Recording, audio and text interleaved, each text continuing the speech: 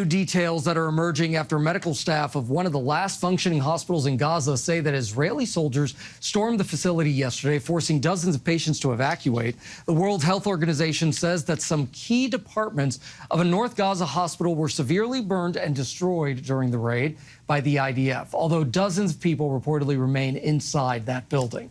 Now, some of the sick and injured patients were evacuated to the Indonesian hospital, where authorities say that there is a severe lack of water, food, electricity, and medical supplies. The IDF defending themselves, claiming that they were carrying out an operation in the area, calling it a Hamas terror stronghold. ABC News foreign correspondent Britt Clement joins us now from Tel Aviv for more on this. Britt, thank you for being here. And tell us more about this ongoing situation at this hospital. Where are these patients who are forced to leave the hospital now?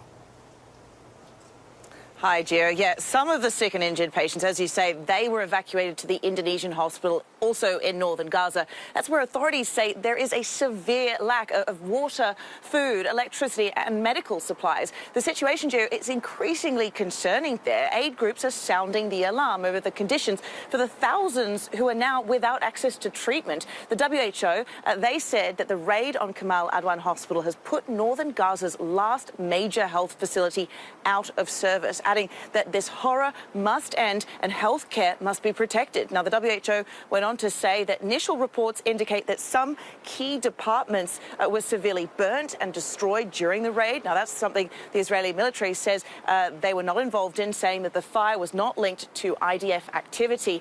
Meanwhile, the Hamas-run health ministry in Gaza says the director of the hospital has been detained along with dozens of other staff and taken to an interrogation center. The IDF hasn't commented on that directly, and the IDF calls the facility a Hamas terror stronghold. Meanwhile, the IDF has now issued new evacuation orders in North Gaza after a new operation there, not far from the Kamal Adwan Hospital too. That's following a rare rocket launch from Gaza towards Jerusalem today, Gio.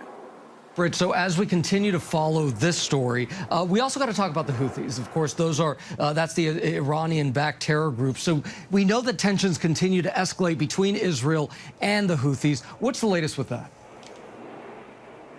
Yeah, we see those tensions are ratcheting up, and we feel it here with those near nightly attempted attacks that are intercepted towards Israel. Sources telling ABC News that the U.S. military's THAAD system intercepted a missile launched by the Houthis on Thursday, actually, Joe.